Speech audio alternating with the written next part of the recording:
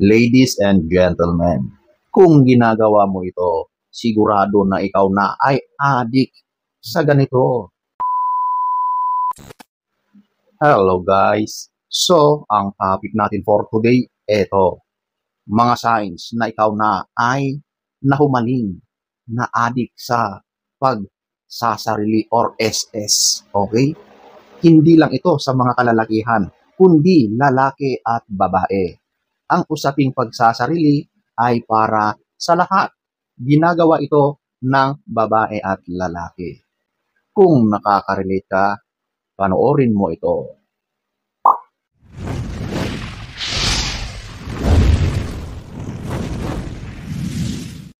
So, ito ating alamin. Number 8, escalating frequency or intensity. So, ito na yung talagang nagiging brutal na ang ginagawa mo sa bagay na yan. Kung dati-rati ay simple lang yung paglalaro mo dyan sa sarili mo. At siguro sabihin natin sa maghapon, nakakadalawa, tatlo ang ginagawa mo. Pero habang tumatagal, hindi ka na nakokontento sa ginagawa mo. Kaya mas lumalala, mas dumadami. Kung noon, 3 na yung pinakasagad. Ngayon, nagiging 5, 10 beses mo nang ginagawa. O kaya, wala kang tigil sa iyong ginagawa. Noon, mild lang yung ginagawa mo, saktuhan lang. Kumbaga, yung katanggap-tanggap na ginagawa ng tao ang ginagawa mo. Pero ngayon, naku, kakaiba na ang mga ginagawa mo sa sarili mo. Siguro, yung paglalaro mo dyan sa sarili mo ay kung ano-ano na ang pinaggagawa mo para lang ma-achieve mo yung ninanais mo na kaligayahan. So, kakaiba, hindi na normal, abnormal na talaga. Nako, isa ka na talagang adik sa paglalaro sa sarili mo. Number 8. Number 7, eto na yung social withdrawal. Or eto na yung ayaw mo nang makihalubilo sa ibang mga tao. Bakit? Kasi hindi ka na lumalabas ng bahay eh. Nagkukulong ka na lang. So, yung social life mo ay zero na. Wala na. Kung dati-rati, marami kang tropa, marami kang kaibigan, kaibigan ka, pero nung nadiskubre mo ang bagay na yan, wala na. Cut off na ang mundo mo sa labas. At pinili mo na magkulong sa loob ng bahay para gawin mo ang bagay na yan.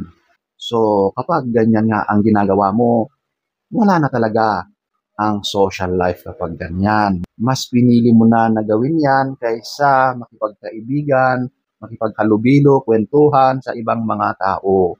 So, nagiging loner ka sa ginagawa mo na yan. Number 7.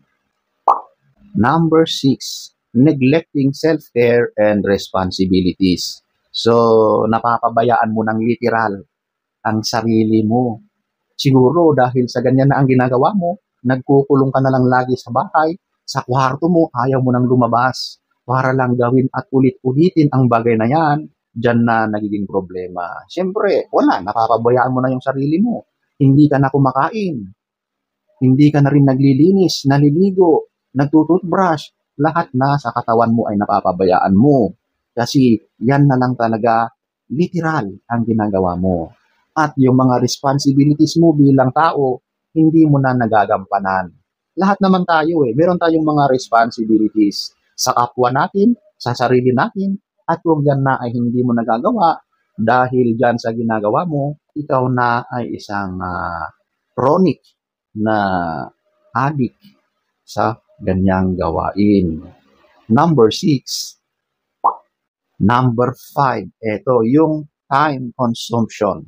Or ito na yung nauubos ang oras mo. Ibig sabihin, itong ginagawa mo na ito ay nauubos dito yung oras mo. Kumbaga, ito na yung lagi-lagi mo na lang ginagawa. Okay? Wala kang kasawaan. Pagkatapos mong ginawa, after some minutes, ay gusto mong gawin ulit. So, yung compulsion na yon ay hindi mo mapigilan. Gustong-gusto mong nilalaro ang sarili mo. Di ba? So, kapag ganun, ubos talaga ang oras mo dyan. So, maaring ikaw na lang ay nagkukulong sa bahay, sa kwarto mo. Wala ka ng ibang gagawin kundi yan lang. Kapag ganyan na ang nangyayari sa iyo, nako, isa ka ring adik sa pagsasarili. Walang masama sa pagsasarili, pero kapag ganyan na ang nangyayari sa iyo, diyan na nagiging masama. At isa ka ng adik kapag ganyan na ang ginagawa mo. Number 5. Number 4, ito yung relationship impact or ito na yung epekto sa relasyon ninyo. Pero ikaw, hindi mo na naibibigay yan sa partner mo kasi mas pinili mo nang magsarili kasi doon mo nakakamit yung kaligayahan na inaasam mo. At kapag ginagawa mo yan sa partner mo, wala. Hindi mo naaabot or naaatim yung kaligayahan na ninanais mo. So sigurado na kapag ganyan, yung relasyon ninyo ay magiging apektado. Yung partner mo ay madidismaya sa iyo. Yung partner mo ay magagalit sa iyo. At maging isang dahilan yan para tuluyan ng masira ang relasyon ninyo.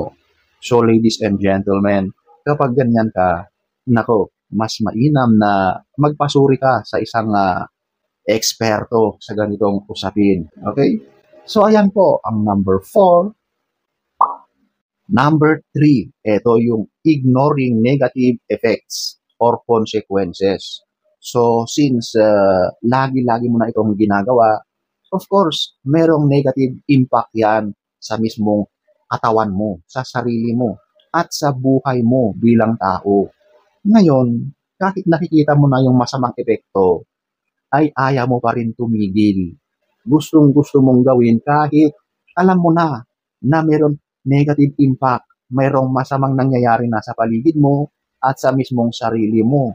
Kasi 'di ba, pag alam mo na nasobraan ka na nakikita mo sa iyong katawan na meron nang nagbabago, sabihin natin meron ng sugat or meron ng mga gasgas or kung ano pa ang nangyayari doon dahil sa walang tigil na pagsasarili, yan na yung problema talaga. Ibig sabihin ay isa ka na talagang certified na addict sa ganyan. Okay? Number 3. Number 2, interference with daily life. So, ito na yung naaapektuhan na yung buhay mo. Lalo na yung mga araw-araw na gawain mo.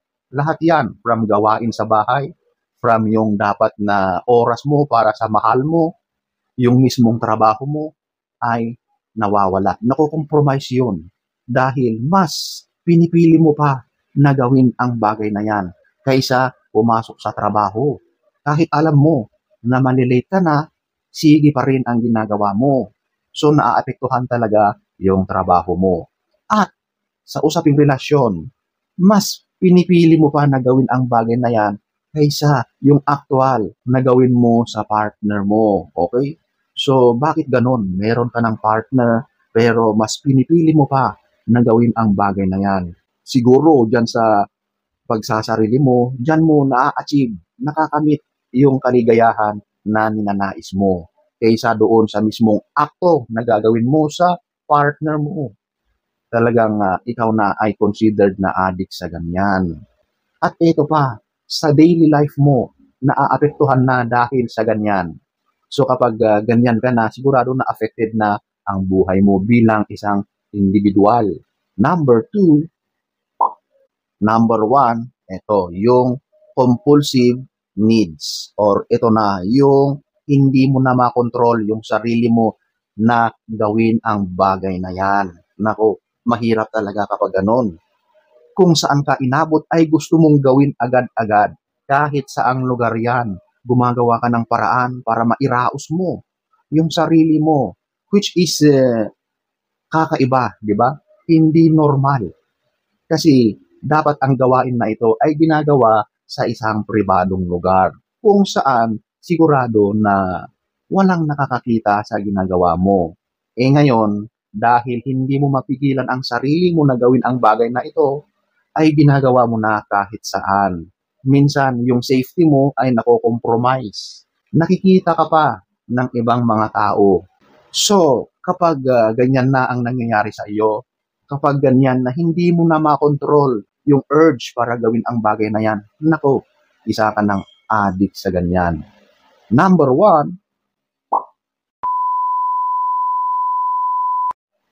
So, kapag napansin mo na ganyan na ang nangyayari sa sarili mo, it is best na makipag-usap sa dalubhasa or expert sa ganitong problema. Kasi problema na yan eh. So, sana ay nagustuhan nyo ang ating topic for today. Next story time. Don't forget to subscribe.